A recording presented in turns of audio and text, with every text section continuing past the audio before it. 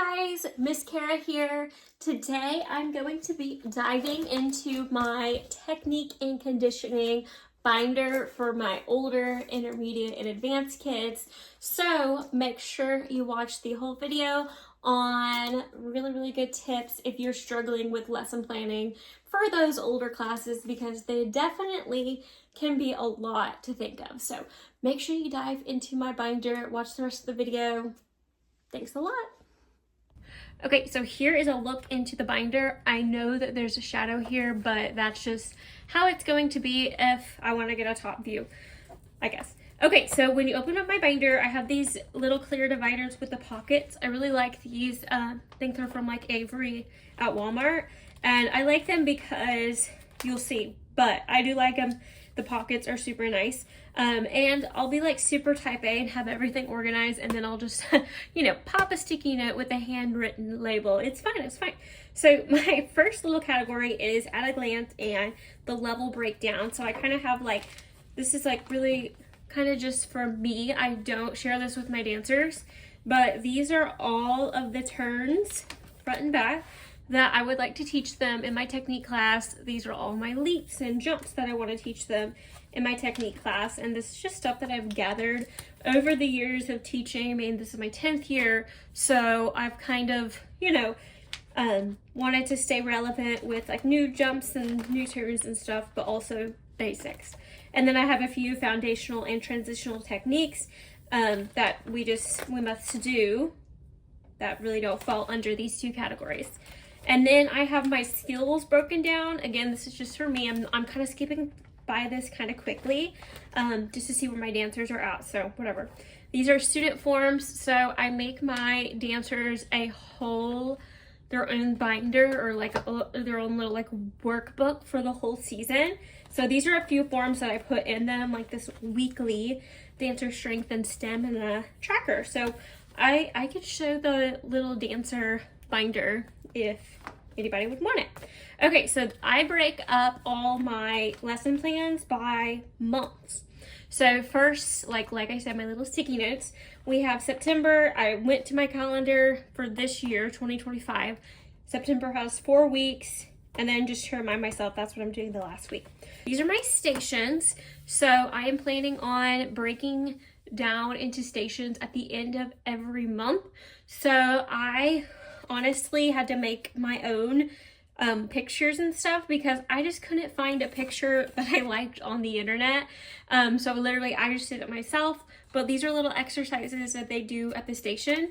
And I made these myself. Like, they're totally homemade for sure, but these are nice because a lot of the times when I do stations, the girls are like, wait, what are we supposed to do?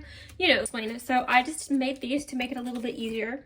And then we'll do that at the end of each month, along with, this is something I call pass-offs in my class. So how this works is they get this at the end of each month, and we've been working on these skills, and they get in front of a partner or in front of a group, and basically we do each skill and we mark it off or write a little note about how they did each skill. But they love to like mark it off. I give them like a bingo dabber or sticker, and I mean, like, my teenagers love just marking it off, and then they get to see, we've been working on this. They get to see it at the beginning of the month, and they're just like, oh, this is going to be so great. These are my weekly plans. So what I did was back to these guys up here. I basically typed all of my skills into ChatGPT. I used my resources, and I said, can you make me like a progression of technique and skills starting from like the most basic steps to the most difficult for the whole entire year? So this is what ChatGPT did for me, and they broke down every single week. And just think smarter, not harder. Like, I totally could have done this myself, but the fact that I literally got plans in seconds, that's just, I don't know, it's an amazing resource. So this is week 1, and then each week kind of focuses on a different like skill, or like, I don't really know, like core control. And it always starts off with a warm-up drill, which is great because I don't have to be like, okay, we're gonna do jumping jacks. It's different stuff besides jumping jacks. And then it has a turn skill, a leap skill, and then flexibility. And of course it has like the stamina finisher at the end. This is great. This is great for someone who has a full-time job and I don't have time every single day to like write out lesson plans. I have them all done for the year. So since September has 4 weeks, I have week 1, 2, and 3. And on the last week, we will be doing the pass-offs and the stations. So that's why I only have 3. Same thing for October. So for October, our stations are band squats, which I found a good picture of that, half wipers, and then 180 hips, which is just me.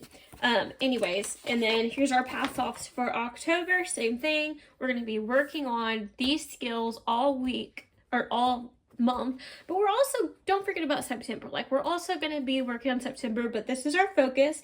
You know, some of them may not know how to do Eclipso, so we're going to break it down and really dedicate October to that.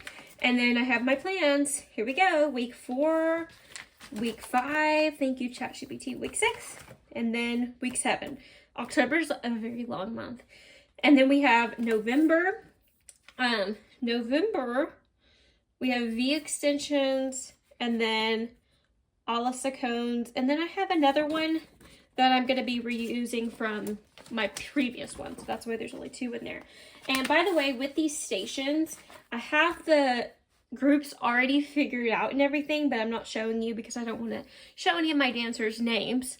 But I have already grouped my kids into like their little groups of 3 or 4 because I want them to get to know different people and company and stuff, and I don't want them to just be with their friends. So I've grouped it for them for the first 3 months, but then I will let them pick after for December.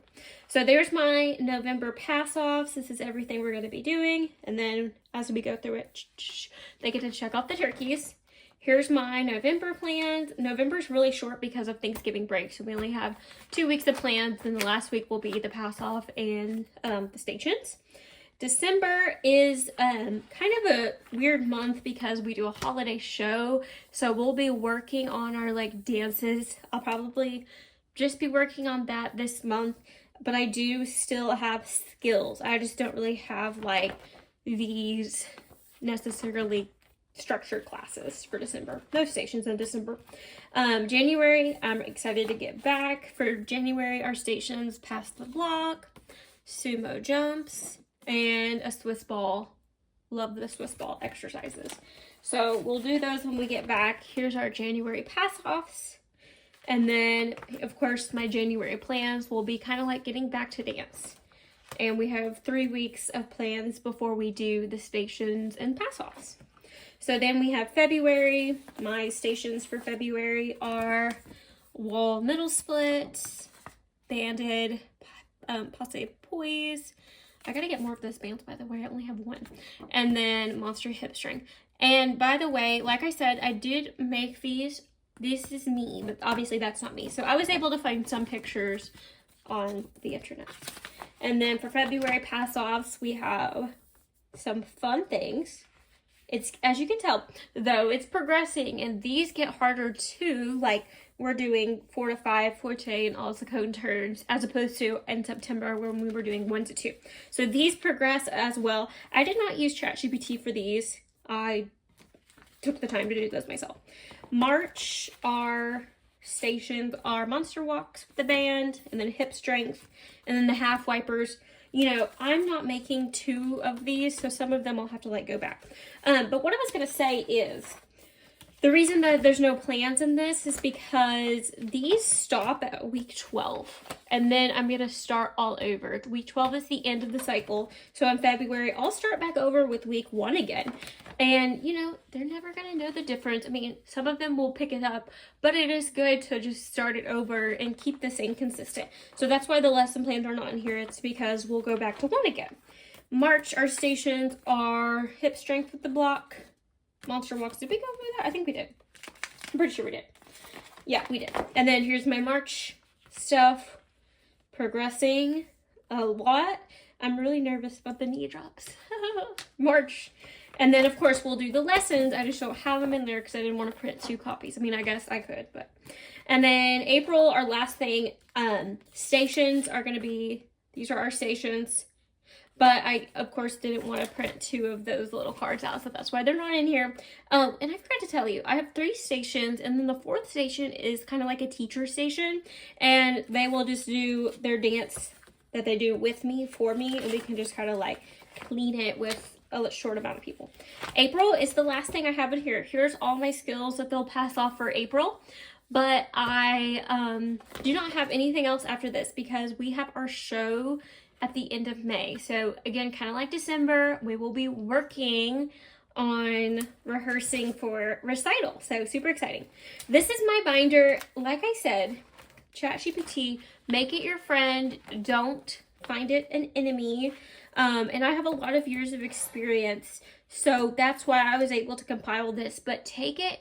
I would love to share my resources with you.